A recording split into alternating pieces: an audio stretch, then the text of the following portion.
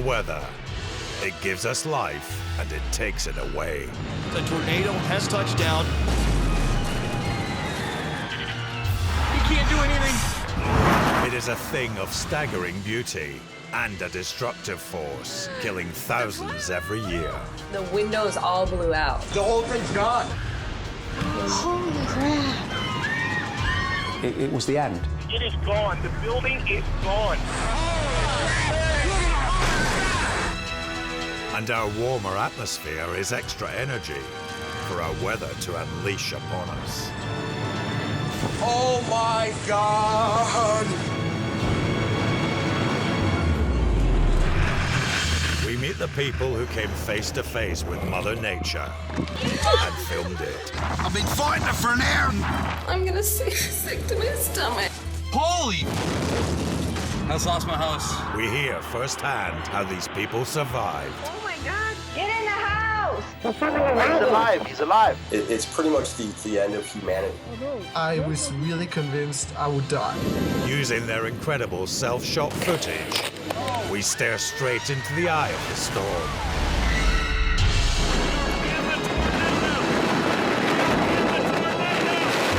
And witness up close the sheer force of nature.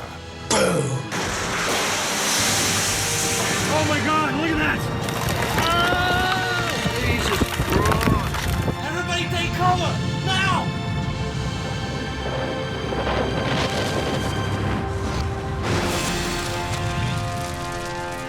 Coming up in this episode, the Japanese tsunami sends millions running for their lives. Oh my God, oh my God. A Texan hero risks his life in attempting to save a drunken man. I don't know whether he really realized that he was in a life or death situation. And a wildfire in California forces a mother and son to separate. Go! In my mind, when that happened, I thought we were gonna die there.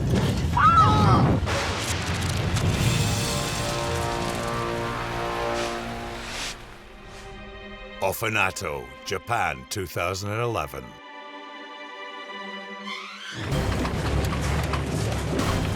Kenji Seto's sweet manufacturing business was rocked by a 9.1 earthquake.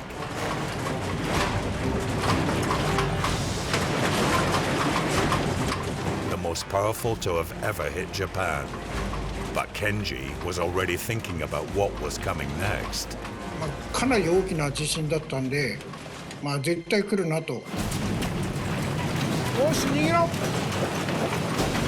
逃げろ。津波来る。津波来る。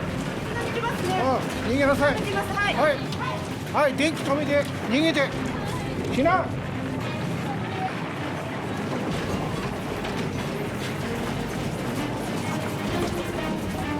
Kenji survived the 1960 Japanese tsunami, thanks to the quick reactions of his father, and he's never forgotten what they did. 東日本大震災の大津波では早く逃げなくちゃということで。さあ、津波来るから逃げなさい。Kenji and his 27 employees fled to a nearby hill, even before the tsunami warnings had sounded. 30 miles north in Otsushi, Tara Millen was in a group of Canadian and US conservationists who had just arrived at the harbor side. The ground is shaking phenomenally right now. Like, I can barely stand up. We're gonna get out of here. You can see everybody just get the hell out. Who knows how big a tsunami could be. Everybody's getting out of their houses and going. As people walked to safety, the Japanese Coast Guard headed towards the earthquake epicenter, 43 miles off the coast, to see if it had triggered a tsunami.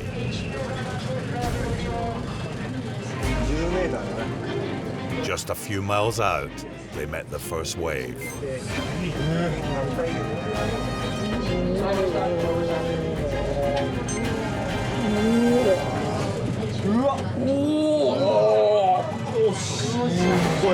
It was 30 foot high and incoming at 34 miles per hour. But many more were on their way, and the entire sea level was rising fast.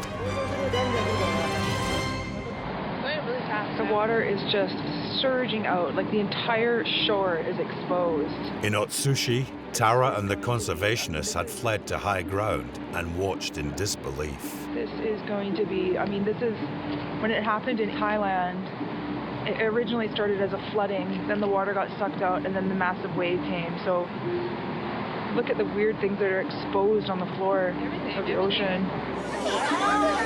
Up the entire northeast coast, the sea receded, exposing their only line of defense, the breakwaters built after the 1960 tsunami. It also meant the first wave was just a few minutes away. In Ofunatu, a fireman captured the first image of the tsunami making landfall. The 16-foot sea barriers were already overrun, and the entire town had to get out immediately.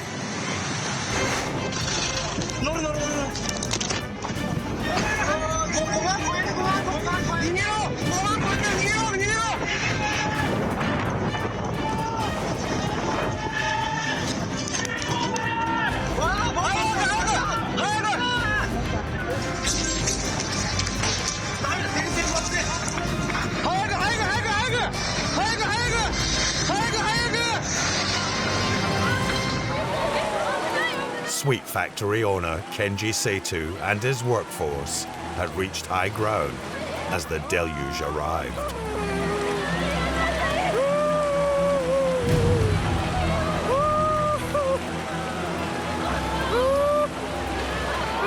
実はその私たちの町はこの堤防によって防潮堤によって財産や命は守ってもらえるんだって昔から思っていたわけなんですね。でそれが簡単に、堤防が破られてね、町が押し流されていくっていう姿を見て、強い悲しみは感じましたけどもね。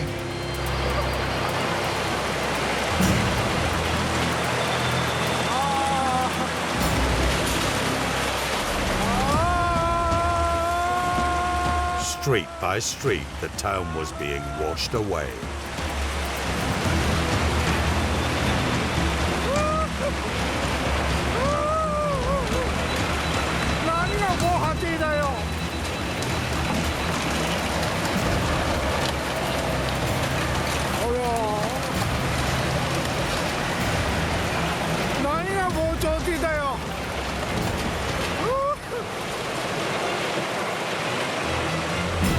Emergency drills kicked in, and millions evacuated along the whole northeast coast. But it was impossible to prepare for the sheer scale of this tsunami. The roof of this Ishinomaki gas refinery was the designated evacuation point for these workers. But the water rose with such ferocity that the workers on this third-floor roof had to climb even higher.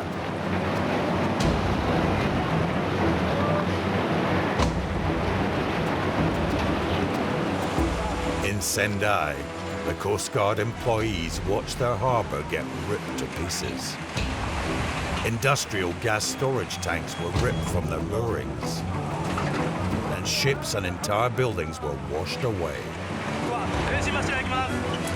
Back in Ofunatu, Kenji's sweet factory was just visible, but most of his town was gone, and he forgot his own safety.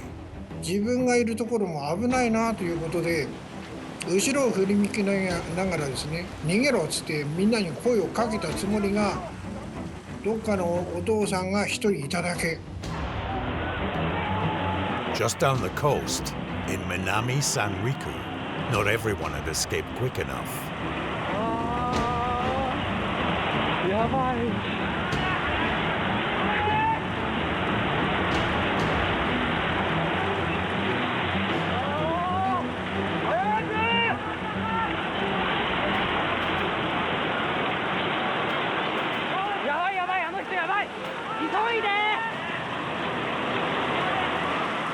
She made it out, but thousands of people were injured or marooned in sinking ships and sinking buildings.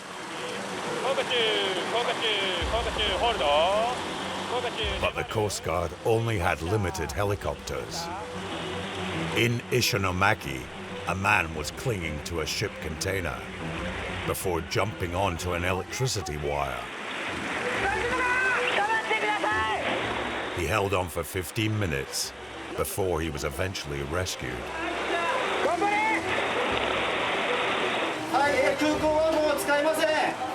In Sendai, the wave reached 10 miles inland, engulfing the airport along the way.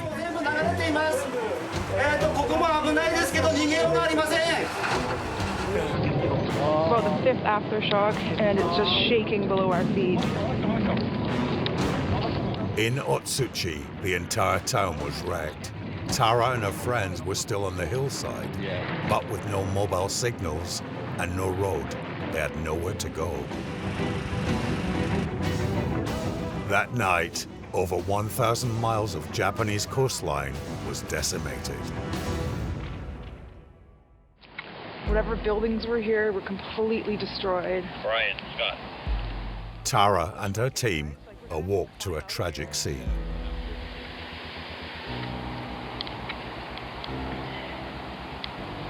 Everything is just completely destroyed here. We went down to see what we were going to be able to do, and I think some of us still had this insane idea that we were going to be able to drive out of there. So this is the road that we're supposed to get out on. The road has been completely destroyed. You can see it poking out there and all the water rushing away. The whole of Otsuchi town had been wiped out, and over half of the 17,000 population were feared dead. In these freezing temperatures, it was a search, but not rescue mission. Along the coast, the water had risen 130 feet in places. 1 million buildings were damaged or destroyed. 250,000 people were displaced, and 20,000 lost their lives. The Fukushima nuclear reactor was also sent into meltdown, affecting 32 million people with dangerous levels of radiation.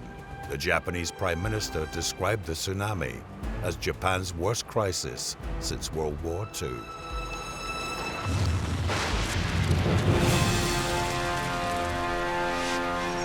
Deadly weather unleashes the greatest of human tragedies, but for some people, it is also the ultimate endurance test. Lewis Pugh is an ex-Special Forces ocean activist. He's aiming to swim over half a mile across the North Pole, where there shouldn't even be liquid water. Global warming has meant that patches of water now open up every summer. The water is minus 1.7 Celsius, so if it weren't salty, it would be ice. In this sea, most people would be dead within a minute, but Lewis has trained his body to warm itself up, so he's sweating before he jumps in. By the end, his shoulder straps are covered in ice, but his swim lasts 18 minutes and 50 seconds and sets a new world record. The Mount Washington Weather Observatory in New Hampshire recorded the fastest ever sustained non-storm winds. In 1934, they were 231 miles per hour. These weather observers are enjoying a mere 109 miles per hour, and walking is still almost impossible. In Luderitz, on the Namibian coast, Antoine Albo turns 55 mile per hour winds into a windsurf world speed record attempt. The sand was flying everywhere, you know, like couldn't see where I was going. It was difficult, it was dangerous. By going at an angle across it, he can sail just faster than the wind. And he sustains over 60 miles per hour.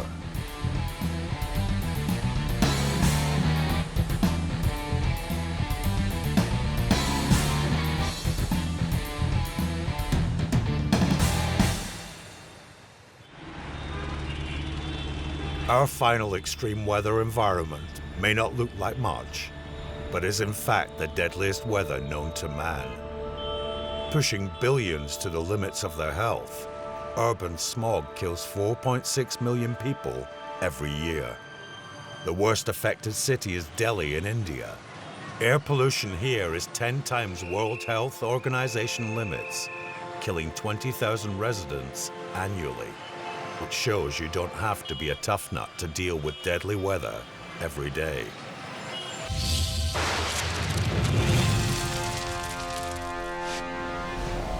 On the 29th of August 2005, the Category 5 Hurricane Katrina was twisting towards New Orleans. And not too many cars out.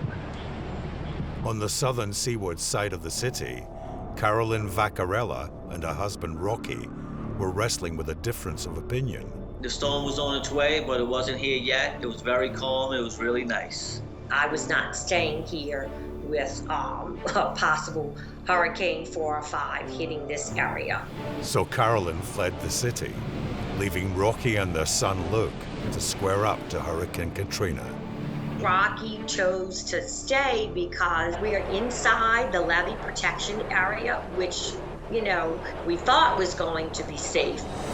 Across the street, Rocky's brother-in-law and his son also stayed behind and filmed the 120-mile-per-hour winds pulling apart Rocky and Carolyn's roof. Well, the situation over here is terrible. I guess this will be the last one I see in my lifetime. Even though there were so many I've seen before and been through, but this is pretty rough. And I'm glad to be over here to give my helping hand. But none of them realized what was to come. As the eye of Katrina passed over, it burst open the levees, sending a 25-foot storm surge their way. Well, we were in the house and the water started coming up real high. My son and I went through a window and we grabbed onto the gutter pipe and pulled ourselves onto the roof. Conditions on the roof were terrible, and the waters could rise even more with the coming tide. It was very rough because the winds were blowing real hard and the water was starting to really go bad. There was a lot of different things floating in the water. Cars, trucks, parts of people's houses. Very scary.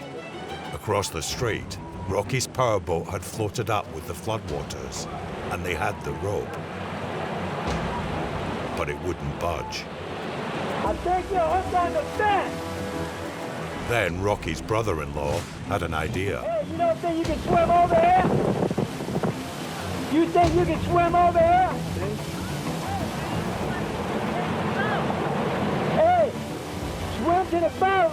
My brother-in-law was able to contact his wife, my sister-in-law, and she called me. She was hysterical, yelling and screaming, saying about the water was, coming up, and Rocky and Luke were on the roof. And then the phone went dead. So for 6 days, I heard nothing. Rocky sent his son Luke in first. If he could just get his courage up.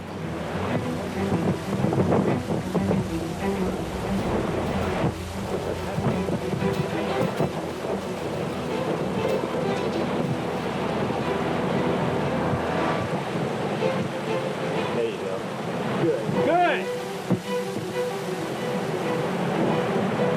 Yeah! Then it was Rocky's turn.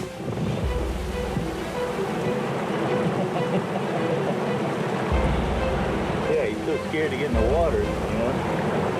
While from the water's side, his brother-in-law offered his support. Get in the back!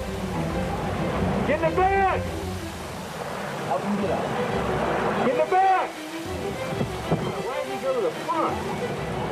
Even in the deadliest hurricane in U.S. history, there's always someone in the family who knows better. Rocky managed to start the boat and joined his brother-in-law. But dry land was 4 miles away, and they didn't have enough fuel. And the water's still coming up. The cars are floating. That's it. I mean, what do you do? What do you do? Nothing you can do but to hit each other. Pray to God that you can make it through. That's all you can do. Pray for the best. They spent a freezing night on the roof, but the seawater was just as high in the morning, and they weren't the only ones stranded. Quick. Look at the dog. On top. There's an Alaskan Husky on top of the roof. Yeah, I saw him earlier. Come see this dog, how smart he is. A dog. He's a survivor. He's like a Vaccarella. I'm gonna get him. That's that Alaskan hunt. But night after night, they were getting colder and weaker. I actually stayed here in the water for like 5 days. And then they just decided, you know, hey, look, the water's not going down. No one's coming to help us. Sometimes people passed by and gave us food. By scavenging fuel, the family eventually managed to reach safety and save the Alaskan husky.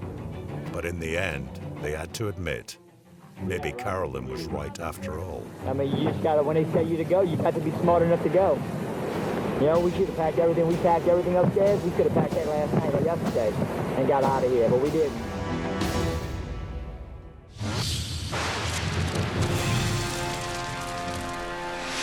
In deadly weather, just as in life, some can style out a potential disaster, and some can't.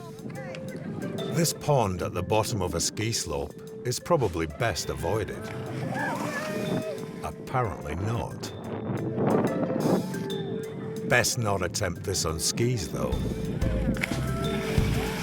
Fair enough, that's a weather win. Wind is always crucial when gliding, but this pilot accidentally deploys his braking chute during takeoff. Combined with the blustery winds at altitude, he's losing control.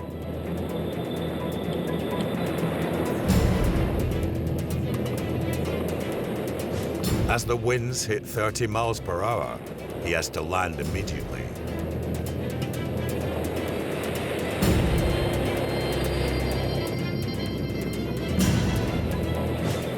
But on his final approach, there's a mighty solid wall.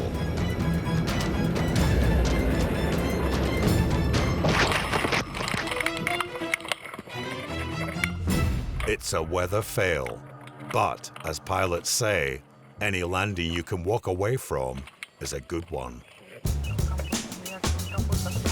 Being crushed by an avalanche of snow, this man could be in serious trouble. But he hardly breaks his step and carries on with his day.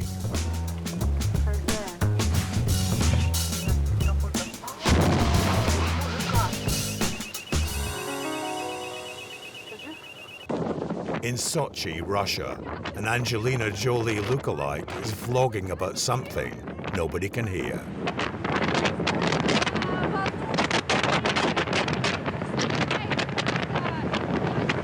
It's during a storm on the Black Sea.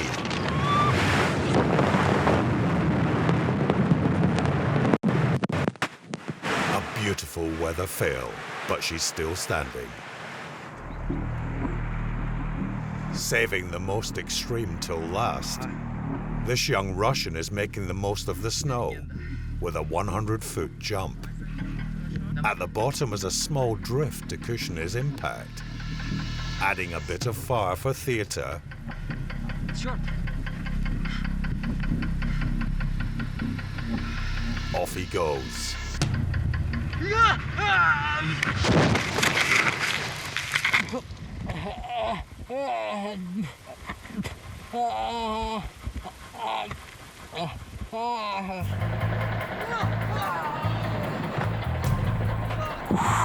Живой!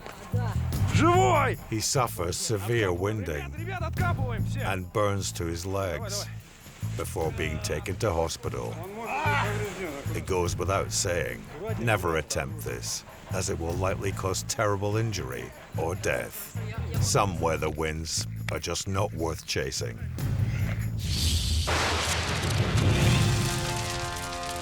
Coming up, a wildfire in California almost takes an artist's life. All of the landscape was on fire. And God damn it, go back. We're fine. Taylor, go back. I'm not kidding. Two friends from Alabama flee a tornado in reverse. Crossing the interstate right where we were. And a skier in Switzerland is trapped under an avalanche.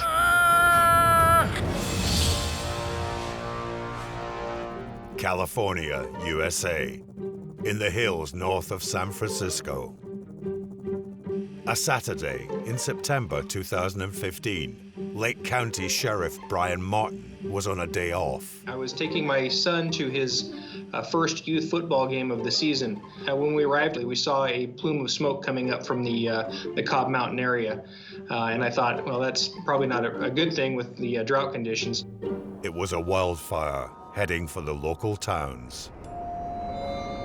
Brian ordered 10,000 people to abandon their homes. Kim Ringeisen and his son Kai joined the evacuation. I was thinking, Kai, it's like, where are we going? We were driving into an apocalypse. Halfway out, they turned their cameras on the unfolding destruction. Oh, Dad, look.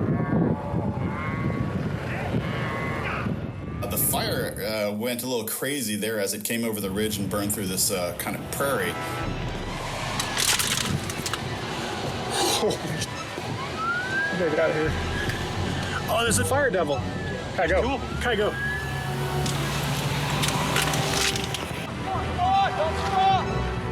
They were not the only ones to misjudge the speed of the fire. By evening time, thousands were still in their homes. Our initial aim was actually for evacuations, and it quickly turned into rescue operations. This fire moved so quickly that some people didn't have time to get out.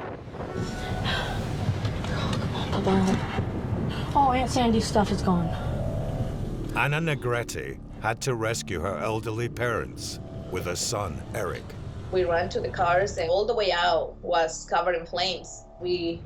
Is when we were surrounded, like front, side, and back. 15-year-old Eric was in the first car with his brother Frankie and the dog. But Grandma's car behind was empty, as Mom and Grandma were still in the house. Get in the car! Get in the car! I love you, Frankie. Go! Oh, Aunt Sandy's house caught on fire.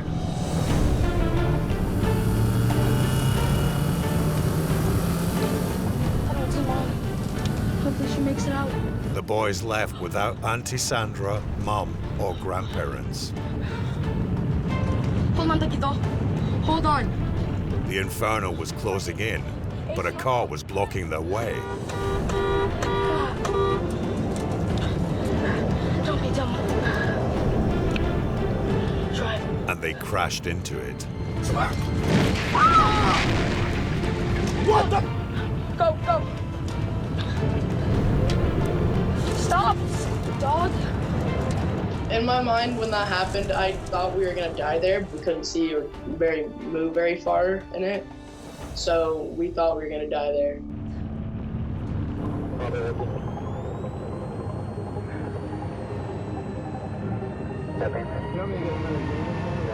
Nearby, the police were looking for people left behind when they spotted a car surrounded by flames. You can see them running up to the car, and you can actually see how hot the fire is because they can only get so close. I'm responding to the fire. They get up close enough to make sure that nobody's in there and quickly get back into their vehicle because the heat's just overwhelming and overpowering. And the only safe place for them at that time was in their car on their way out of that area. Thankfully, the car was empty. But the fire was burning 6,000 acres an hour, and the police had to check a house behind a gas station. Propane canisters were exploding and igniting all around us. And so it's just a very, very dangerous situation, and you're constantly on high alert when that happens. Artist Julie Wolf's house was so sheltered in a deep valley that she didn't see or hear the fire until it was on her. We saw fire for the first time, and it was only about 100 feet from a home. So then I panicked. I looked around and I said, why is there no firefighters? We just drove away. That was all we could do.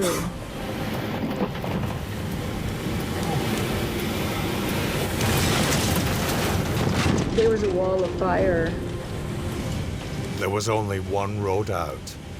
I thought, well, we have to drive into this. because we cannot turn around and go back or we'll be trapped. And it was pretty terrifying. Her son, Grayson, was leading a convoy of 3 cars. He said, we can get through this.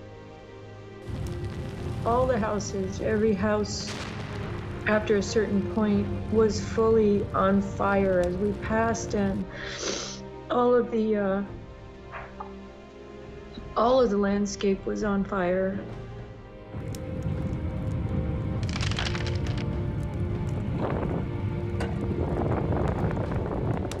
And I said to my daughter, take a look around and lock this in your memory. You'll never see this again.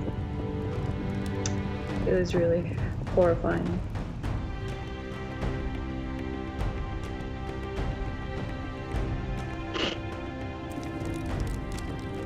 We drove 5 miles through a fire. It felt like it was never going to end.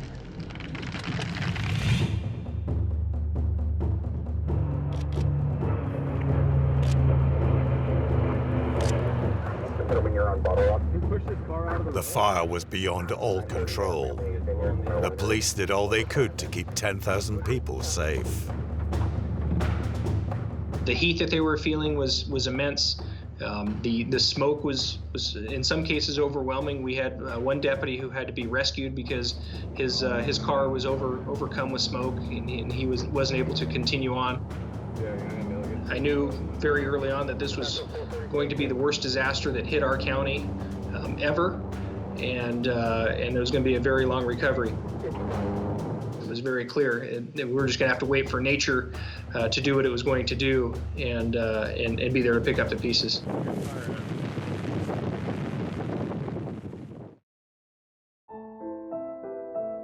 The fire burned for over 3 weeks. It destroyed over 1,000 homes and nearly 100 businesses. I know that we saved a lot of lives during that fire. We were preparing for dozens of casualties, and that we lost 4 people is tragic, but it certainly could have been a lot worse than that. Anna Negretti eventually caught up with the rest of her family. Thanks to Eric seeing it and screaming made us, just rush out. I consider myself very lucky that we all made it alive.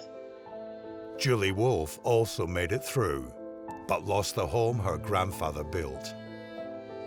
The odd thing was that there was lots of small ceramic vases and things that survived the fire. It was really eerie. The landscape has completely changed. That's why so many people are not coming back.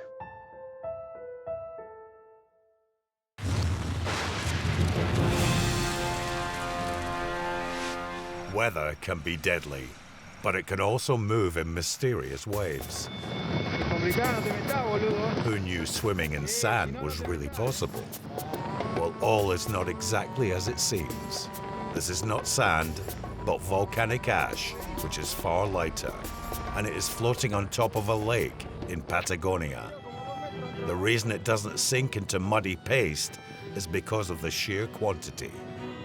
Like adding lots of flour to a pancake mix, it just sits on top until it's mixed in. But this is the desert in Saudi Arabia, and what looks like a fast-flowing river of porridge is just as strange. Following a huge storm upstream, it's a river of melting hail. Even in scorching Saudi heat, hail is possible. The air temperature drops by 11 Celsius for every mile up, so it is -60 in the clouds, where hail forms, filling the previously dry rivers and causing flash floods.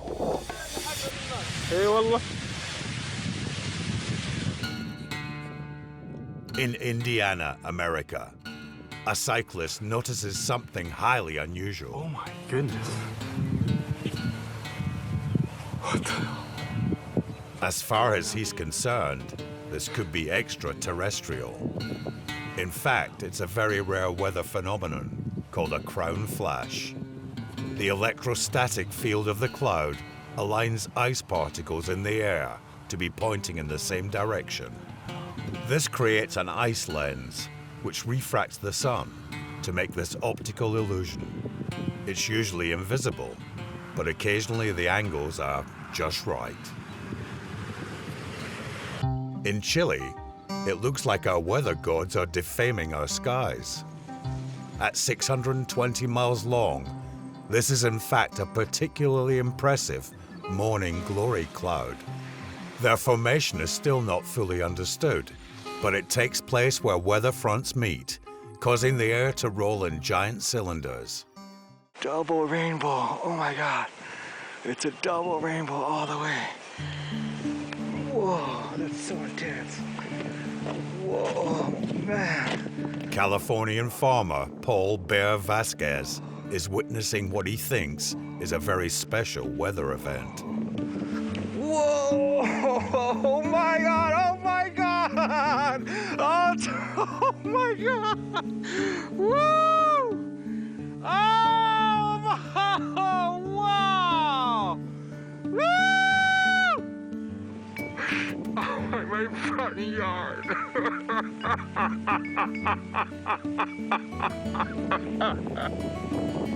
Oh my God! Oh my God, that's mean. Help me. Unfortunately, double rainbows don't mean anything. They're a common result of airborne water dispersing sunlight. Nevertheless, even gentle weather can be jaw-dropping. Oh my God, it's so intense.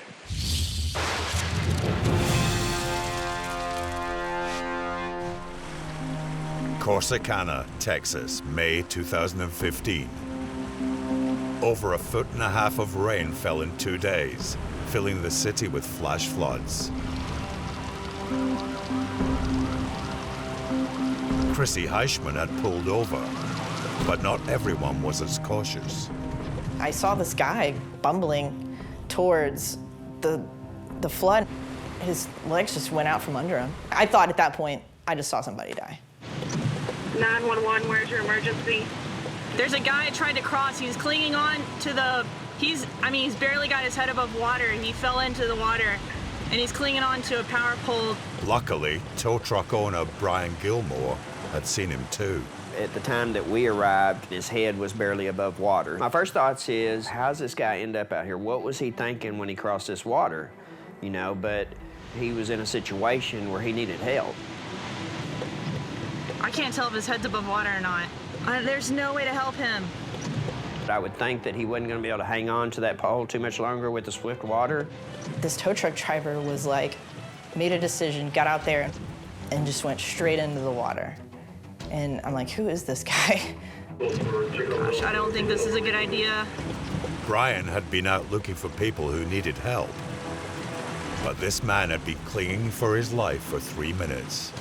You know, I was hollering at him saying, please don't let go. Please don't let go, I'm coming. Please don't let go.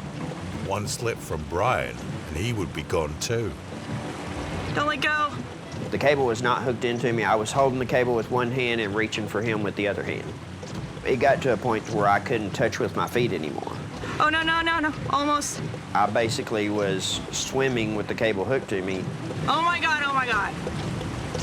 But when Brian reached him, something was wrong. Let go of your grocery bag, guy, come on. The guy was heavily intoxicated, and, you know, I don't know whether he really realized that he was in a life or death situation. Oh man, I have a feeling this guy is like just drunk or something. The man had little grip on the reality of the situation, or Brian's hand.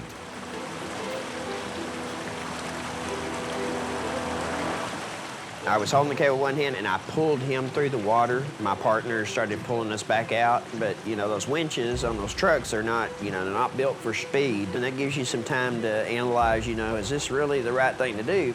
I wasn't giving up. It was either going to be both of us gone or we were coming out. And I kept trying to tell him, don't worry about your bag, let's get out of this water. Oh my goodness. Don't let go, don't let go. Oh no, I fell back in! Oh my God. This guy, something is wrong with him. And he won't let go of his dang freaking groceries. Yep, totally drunk. Oh my gosh. But yards from safety, the man's precious bag went. Let go, no! Don't chase them, oh my God! Oh my God!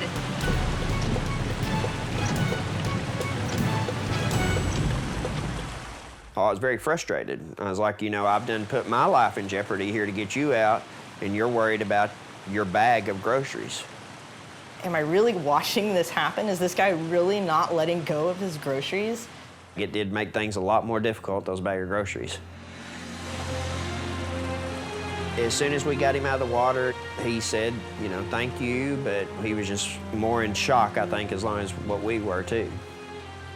Brian's like, you know, the superhero of Corsicana, and if there was anyone that could have been there that would have, like, helped this guy and had the strength to do it, it was probably Brian. It was just one of Brian's rescues that night, but to this day, he still doesn't know the man's name or what was in the bag. I don't consider myself a hero. I believe putting in a situation that any normal person would have tried to do what I did. And he's got a big heart. What a cool dude.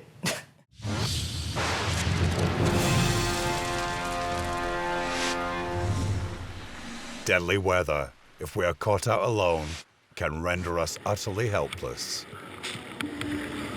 Christopher Carlson is in Switzerland when an avalanche engulfs him.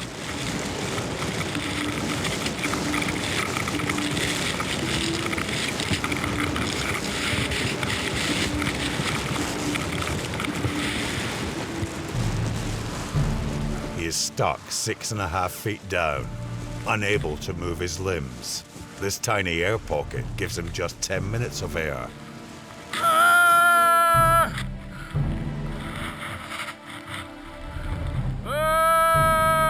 His friends are on the slope somewhere, and they might hear him, if they are not buried too.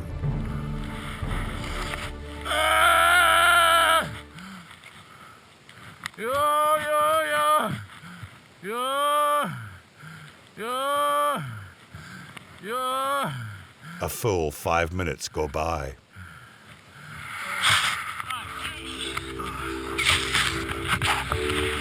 Mercifully, on this occasion, his friends perform a life-saving rescue.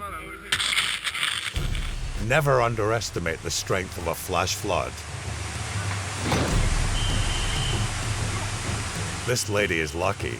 A paramedic saw it coming, and she's taken away, concussed, but alive. Friends Chandler and Nate are totally pumped by a tornado in Tuscaloosa, Alabama. There it is. Yes, that it is. That thing looks like you can see debris in the air. That thing is half a mile wide. Chandler, who's driving, wants to get right next to it, but Nate, who's filming, is more cautious. Chandler, do not go back that way. Nate, film it. I am. There's two of them. We need to go that way. No, Chandler, God damn it, go back. We're fine. Chandler, go back. I'm not kidding. Reversing down a highway seems the lesser of the dangers. We don't know if this thing can change directions. We're not experts.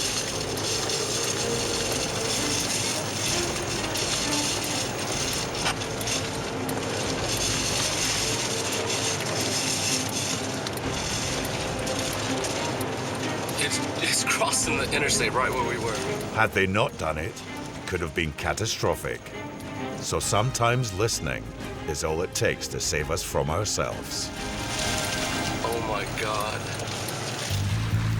These men, on a fishing trip off Long Island, spot something in the distance.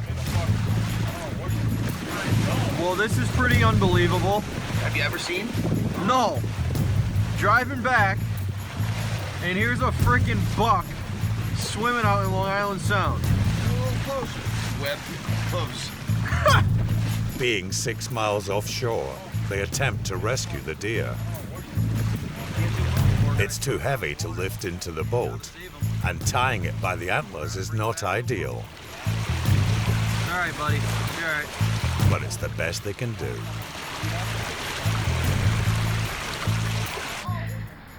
Childhood curiosity and a frozen metal pole are often a bad combination. All right, move your hands away. Get your hands away. Oh, gosh. Luckily, Dad is there to come to the rescue with some hot chocolate. Oh, no. Move your hands and get your hands away. Take your hands off. Andrew, get your head out.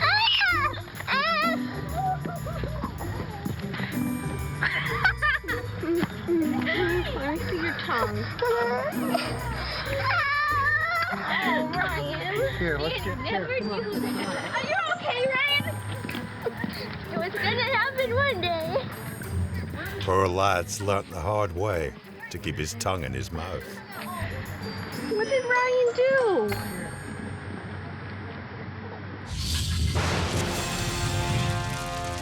In this episode, we've seen Mother Nature wreak destruction, leave us for dead, and begging for mercy. Next time, there will be more, because deadly weather stops for no one.